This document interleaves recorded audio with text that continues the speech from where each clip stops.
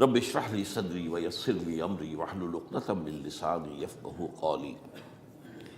اللہم ربنا الہمنا رشدنا واعذنا من شرور انفسنا۔ اللہم ارنا الحق حقا وارزقنا اتباعہ وارنا الباطل باطلا وارزقنا اجتنابہ، آمین یا رب العالمین۔ حضرات، اگر انسان اس بات پر غور کرے کہ انسانی زندگی کی سب سے یقینی شے کون سی ہے جس میں کسی شک و شبہ کی گنجائش نہیں، زندگی کی سب سے بڑی حقیقت موت ہے، جسے ہم بھلائے رکھتے ہیں۔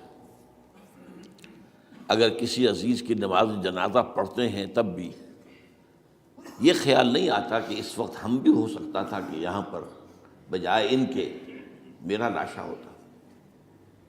کچھ تھوڑی سی تو ہوتی ہے، قبر میں جب اتارتے ہیں کسی عزیز کو تو کچھ نہ کچھ احساسات کے اندر کچھ حرکت ہوتی ہے، لیکن بس واپس آنے کے بعد پھر آدمی بھول جاتا ہے موت۔ لیکن قرآن مجید نے لفظ یقین استعمال کیا ہے موت کے لیے۔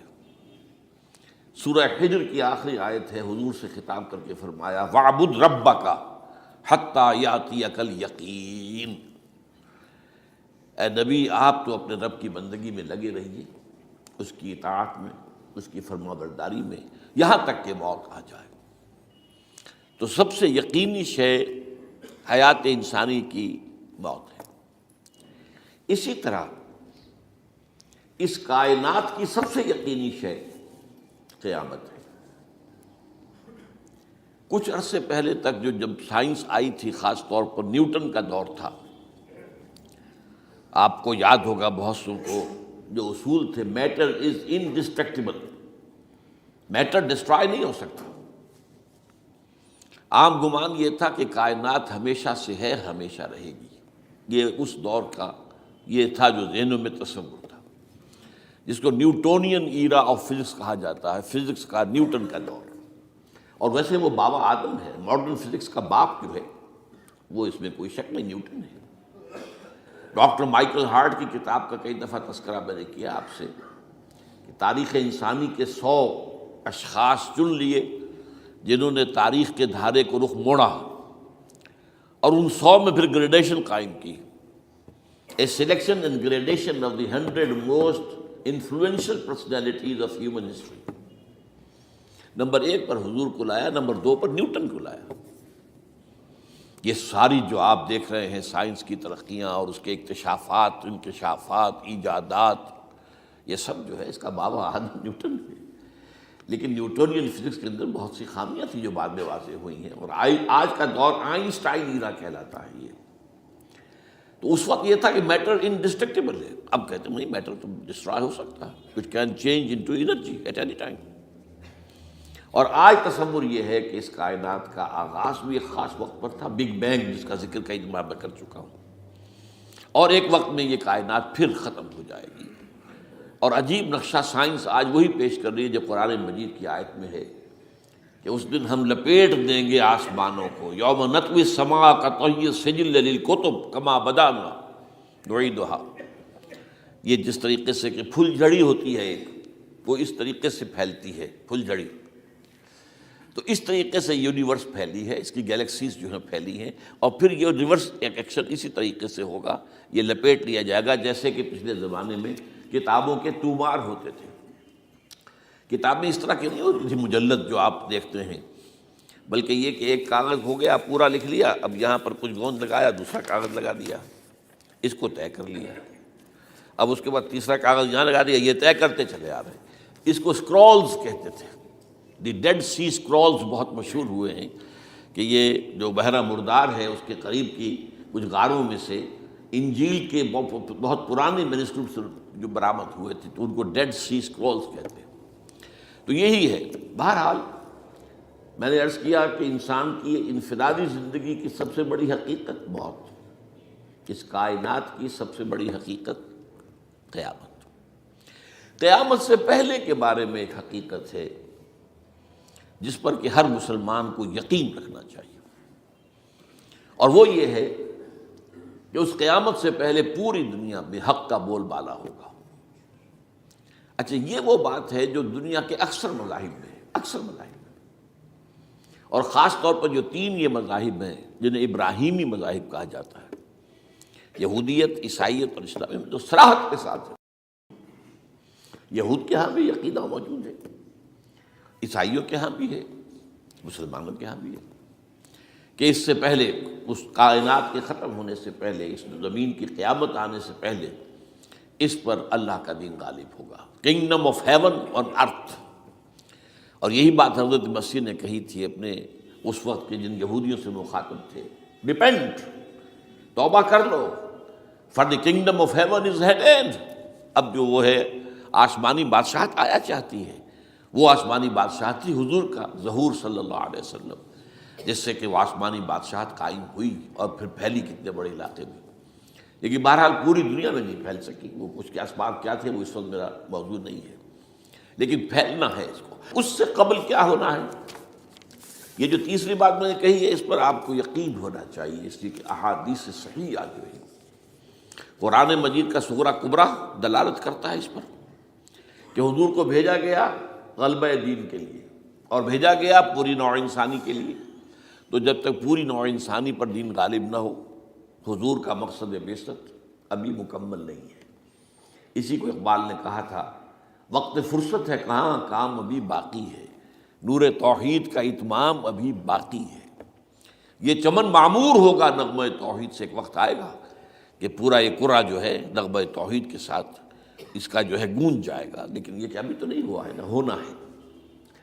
اس سے پہلے کا معاملہ ایک ہے کہ جس کی خبریں دی گئی ہیں، اور وہ ہے کہ قیامت میں اس نظام دین حق کے غالب ہونے سے پہلے بڑی خوفناک جنگوں کا ایک سلسلہ ہے جس کی خبریں دی گئی ہیں۔ یہ یہود کے ہاں بھی ہیں خبریں موجود، عیسائیوں کے ہاں بھی ہیں۔ جو بائبل کا آخری باب ہے، ریولیشنز آف سینٹ جان، وہ کاشفات یوحنا ترجمہ کیا جاتا ہے، اور حضور کی احادیث میں بھی موجود ہے۔ ملاحم، باب الملاحم، یہ بہت سی کتابوں کے اندر باقاعدہ ابواب ہیں۔ ایک باب، باب الملاحم، جنگوں کا باب۔ ان میں سے ایک جنگ وہ ہے جسے کہا ہے اس یوحنا کی مکاشفات میں آرمگدان، اور غالباً اسی کو حضور نے قرار دیا ہے الملحمۃ العظمیٰ، عظیم ترین جنگ، الملحمۃ الکبریٰ۔ تو یہ بھی یقینی چیزیں ہیں کہ جو ہونے والی ہیں۔ یہ ملاحم کیوں ہوں گے؟ اب اس میں اچھی طرح سمجھ لیجئے کہ اس میں ایک تو ہے عذاب اکبر جو آئے گا یہودیوں پر، ایک ہے عذاب اصغر جو آئے گا مسلمانوں پر۔ میں نے یہ آج سے 20 سال پہلے کتاب لکھی تھی، وہ جو مختلف، پہلے تو وہ نوائے وقت کے اندر کالم کی شکل میں شائع ہوئی تھی، پھر یہ کہ موجودہ اور سابقہ مسلمان امتوں کا ماضی، حال اور مستقبل، غالباً اس وقت آؤٹ آف پرنٹ ہے وہ کتاب۔ بہرحال جن کو بھی دلچسپی ہو وہ اسے کہیں سے حاصل کر لیں، لائبریری سے، مکتبے سے مل جائے گی، پڑھیں اس کو۔ یہ 20-22 سال پہلے کی بات ہے، کوئی آج کی بات نہیں۔ تو اس میں ان تمام چیزوں کا میں نے تذکرہ کیا ہے، اس لیے کہ عذاب اکبر اس کو کہتے ہیں کہ کسی قوم کا نام و نشان مٹا دیا جائے۔ یہ عذاب اکبر آتا تھا صرف ان قوموں پر جن کے طرف رسول بھیجے گئے اور قوموں نے بحیثیت مجموعی رسولوں کا انکار کیا، ان پر وہ عذاب آئے۔ اسے عذاب استیصال بھی کہتے ہیں۔ فَقُطِعَ دَابِرُ الْقَوْمِ الَّذِينَ ظَلَمُوا، ان کی جڑ کاٹ دی گئی۔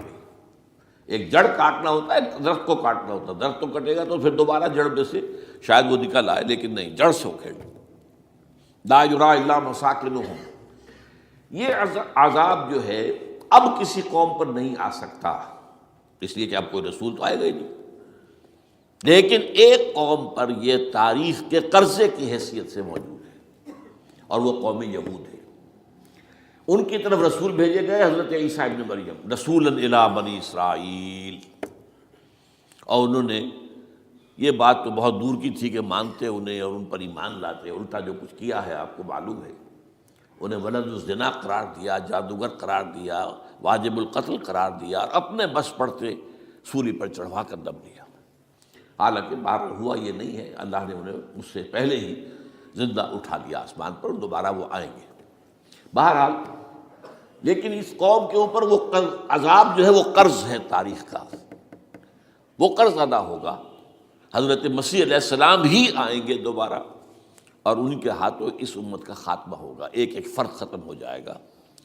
یہ جب میں نے یہ باتیں کہی تھی تو امریکہ میں یہودیوں نے بڑا شور مچایا، میرے خلاف جو ہے ان کی ایک مہم نکلی یہودیوں کی طرف سے کہ اس کی کتابیں وغیرہ، اس کے ویب سائٹ بند کرو، یہ جو ہے اینٹی سیمیٹک ہے، یہ کہتا ہے سب یہودی قتل ہو جائیں گے۔ یہاں پر بھی جو میرے ساتھ ایک ڈائلاگ کرنے کے لیے کوئی 12-13 پروفیسر آئے تھے امریکہ وغیرہ سے، ان میں سے جو یہودی تھا تو اس نے بہت ناراضگی کا اظہار کیا، آپ کہتے ہیں سارے یہودی ختم کر دیے جائیں گے، یہ بات ظاہر بات ہے پیلیٹیبل نہیں ہے۔ لیکن پھر ہمارے ساتھی جو وہاں پر تھے امریکہ میں پریشان ہوئے کہ آپ کے خلاف یہاں پر اب یہ مہم شروع ہو گئی ہے، تو میں نے بتایا کہ یہ تو جو زائنسٹ ہے، جوش زائنسٹ، اور اس کے ساتھ ہیں کرسچن زائنسٹ۔ کرسچن زائنسٹ کا رسالہ نکلتا ہے ٹرمپٹ، دی فلاڈلفیا ٹرمپٹ، اس کے مدیر نے خود لکھا ہے کہ 80% یہودی قتل ہو جائیں گے۔ اس کو میں نے یوں سمجھا ہے کہ 20% وہ ہوں گے کہ جو حضرت مسیح کی آمد ثانی پر ایمان لے آئیں گے، وہ بچ جائیں گے، لیکن باقی جو اڑے رہیں گے اس کے بعد بھی تو وہ ختم کیے جائیں گے۔ تو یہ عذاب الاکبر جو ہے تاریخ کا ایک قرض ہے کہ جو ادا ہوگا، ورنہ کسی اور قوم پر یہ عذاب اکبر اب نہیں آ سکتا۔ لیکن دوسرے درجے میں یہ عذاب ہوگا امت مسلمہ پر۔ امت مسلمہ بھی تو عذاب کی مستحق ہو گئی ہے۔ وہ عذاب جو یہودیوں پر بہت پہلے آئے تھے، ضربت علیہم الذلۃ والمسکنۃ وباؤوا بغضب من اللہ، یہ تھا کہ نہیں تھا؟ حالانکہ انہوں تو یہ خیال تھا کہ we are the chosen people of the lord, ہم تو اللہ کی منتخب قوم ہے، وی آر دس، قرآن کہتا ہے کہ ان کا قول یہ تھا نحن ابناء اللہ واحباؤہ، ہم تو اللہ کے بیٹوں کی طرح ہیں اور اللہ کی جو ہے بہت چہیتے ہیں۔ کہ عذاب آئے، نبوکدنضر کے ہاتھوں آیا، اسیرینز کے ہاتھوں آیا، پھر یونانیوں کے ہاتھوں، الیگزینڈر دی گریٹ کے ہاتھوں آیا، پھر رومنوں کے ذریعے سے آیا، اور پچھلی صدی میں جرمنوں کے ذریعے سے آیا۔ تو عذاب آئے، یہ عذاب تو، لیکن قوم ختم نہیں ہوئی۔ وہ عذاب اکبر نہیں تھے، یہ عذاب مختلف حصوں میں آئے اور بڑی بڑی تباہیاں آئیں، لیکن وہ عذاب اکبر نہیں تھے۔ اسی طرح کے عذاب ہم پر بھی آئے، ہم پر کروسیڈرز آئے اور لاکھوں مسلمان قتل ہوئے۔ یروشلم ہمارے ہاتھ سے 88 برس تک نکلا رہا، اور اس پر عیسائیوں کا قبضہ رہا، ندیاں خون کی بہہ گئی مسلمانوں کی، اور پورا میڈیٹرینین کا ایریا جو ہے تقریباً قبضے میں رہا ہے عیسائیوں کی۔ پورا یورپ اس وقت آیا تھا۔ یہ جو کروسیڈ نا 250 برس تک وہ جاری رہے، waves after waves of the crusaders coming and attacking and conquering this cities, یہ جتنی بھی فلسطین وغیرہ کا علاقہ ہے اس کے اندر ان کا اثار ہے، اور شام کا علاقہ ساحلی۔ پھر آپ کو معلوم ہے ہمارے اوپر عذاب اس سے بھی بڑا، اس سے کئی گنا بڑا آیا تاتاریوں کے ہاتھوں، کروڑوں کے قریب انسان جو ہے مسلمان قتل ہوئے۔ پھر اس کے بعد آپ کو معلوم ہے کہ پھر یہ یورپین کولونیلزم آ گیا، جیسے ان پر آئے تھے یونانی اور پھر رومی اور اب پھر جرمن، ہم پر آئے انگریز آئے، کہیں ولندیزی آئے، کہیں ڈچ آئے، کہیں ہسپانوی آئے، کہیں اطالوی آئے، کہیں اسپینیئرز آئے، اور پورا کا پورا عالم اسلام ان کے زیر نگین آیا کہ نہیں آیا؟ دی کولونیل ایرا جسے آپ کہتے ہیں۔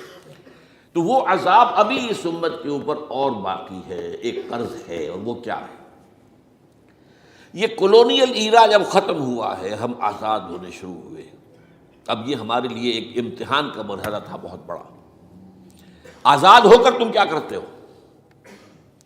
پہلے تو ہم کہہ سکتے ہیں کیا کریں، ہمارے اوپر تو، ہم تو مجبور ہیں، ہمیں غلام بنا لیا انگریزوں نے آ کر، ہمیں فرانسیسیوں نے غلام بنا لیا، ہمیں اطالویوں نے غلام بنا لیا، ان کی طاقت کے آگے ہم بے بس ہیں، لاچار ہیں، ٹھیک ہے۔ لیکن اب آزادی دے کر فَيَنظُرَ كَيْفَ تَعْمَلُونَ، اب تمہیں آزادیاں دے کر پھر اللہ دیکھے گا تم کرتے کیا کیا ہم نے۔ جو مسلمان قوم ملک آزاد ہوا اس نے یا تو اپنا قبلہ بنایا واشنگٹن کو یا بنایا ماسکو کو، کسی نے قرآن کو اپنا امام نہیں بنایا۔ دعائیں مانگتے ہیں وَاجْعَلْهُ لَنَا إِمَامًا وَنُورًا وَهُدًى، لیکن اس کو امام بنانا، اپنا امام بنانا، اس کے پیچھے چلنا، اس کے احکام کو نافذ کرنا، اس کی شریعت کی تنفیذ کرنا، یہ اس کی تہذیب، اس کا تمدن دیا ہوا، اس کا معاشی نظام دیا ہوا، اس کو قائم کر، زیرو۔ اس لیے بہت بڑے عذاب کے ہم مستحق ہیں۔ بات کڑوی ہے، اچھی نہیں لگے گی، لیکن میں یہ آج سے نہیں کہہ رہا ہوں، میں سن 80 سے یہ باتیں کر رہا ہوں، نوٹ کر دیجیے اس بات کو۔ البتہ اس میں یہ ہے کہ اس امت کا معاملہ سب کا ایک جیسا نہیں، لیسو سواء، جیسے سورہ آل عمران میں کہا گیا ہے کہ یہ اہل کتاب بھی سب ایک جیسے نہیں، ان میں بھی کچھ نہ کچھ نیک لوگ تھے۔ امت قائمۃ آناء اللیل، راتوں کو کھڑے رہنے والے، عبادت کرنے والے موجود تھے۔ عیسائیوں میں احبار اور رہبان جو تھے وہ بڑے نیک لوگ تھے، اس وقت بھی موجود تھے، لیکن بحثیت مجموعی کا معاملہ کیا ہے اس کو دیکھنا پڑتا ہے نا، بحثیت مجموعی صورتحال کیا ہے۔ تو صورتحال کیا ہے کہ ہم نے کہیں بھی اللہ کے دین کو قائم نہیں کیا، مذہب تو ہے لیکن ظاہر بات ہے کہ جرم جو ہے تو پوری امت کا، لیکن سب برابر نہیں ہے۔ سب سے بڑے مجرم عرب مسلمان، کیوں؟ انہیں اللہ نے جو مقام دیا وہ کسی اور کو نہیں دیا، حضور ان میں سے تھے، یہ رتبہ بلند ملا جس کو مل گیا، رسول عربی ہے نا۔ نمبر 2، ان کی مادری زبان میں اللہ کی کتاب موجود ہے، انہیں اس کو سمجھنے کے لیے کوئی نئی زبان پڑھنے کی ضرورت نہیں ہے۔ کوئی ہمارے لیے تو یہ صرف پڑھیں، نحو پڑھیں، یہ پڑھیں، وہ پڑھیں، تب کہیں جا کر اپنی آنکھ سے قرآن پڑھیں، ورنہ ترجمہ پر گزارا کریں۔ ترجمہ ظاہر بات ہے انسپائر نہیں کر سکتا آدمی کو، ترجمہ تو سیکنڈ ہینڈ نالج ہے۔ جب آپ ترجمہ پڑھ رہے ہیں تو گویا کہ آپ اس مترجم کی آنکھ سے پڑھ رہے ہیں، اپنی آنکھ سے تو نہیں پڑھ رہے۔ لہٰذا یہ سب سے بڑا عذاب تو ان پر آنا ہے۔ وہ جو میں بیان کر چکا ہوں گریٹر اسرائیل کے قیام کا معاملہ کیا ہے، تباہی تو انہی ملکوں پر آئے گی نا، وہ شام ہے، عراق ہے، اس کے لیے پہلا قدم اٹھایا تھا، ابھی تو اس کو ناکام بنا دیا ہے۔ اللہ تعالیٰ کی جو بھی حکمت ہے، جو عراق پر حملہ تھا وہ اصل میں اس لیے تھا کہ گریٹر اسرائیل کی طرف پہلا قدم تھا۔ شیرون نے کہہ دیا تھا، یہ جو پڑا ہوا ابھی کہیں مرا نہیں ہے، اس نے کہا تھا جیسے یہ صدام کی حکومت ختم ہوئی ہے، اس کے مجسمے گرائے گئے ہیں کہ ان قریب عراق پر ہمارا قبضہ ہوگا، یہ اصل میں تھا اس گریٹر اسرائیل کی طرف پہلا قدم۔ لیکن بہرحال ہونا نقشے جو اب آ رہے ہیں دنیا میں، اب تو بہت عام ہو گیا، 1906 سے 2006 سے چھپا ہوا نقشہ ہے وہ، اور ہمارے اخبارات میں اس کا آدھا ابھی آیا ہے، باقی آدھا تو دیا ہی نہیں گیا ہے، باقی آدھا ہے مڈل ایسٹ سے متعلق۔ وہاں جو نئی تقسیم ہونی ہے، عراق کے 3 حصے ہونے ہیں، ایک حصہ کردستان کے ساتھ مل جائے گا، وہ گریٹر کردستان، ایران کا کردستان، عراق کا کردستان، ترکی کا کردستان ملا کر ایک کردستان۔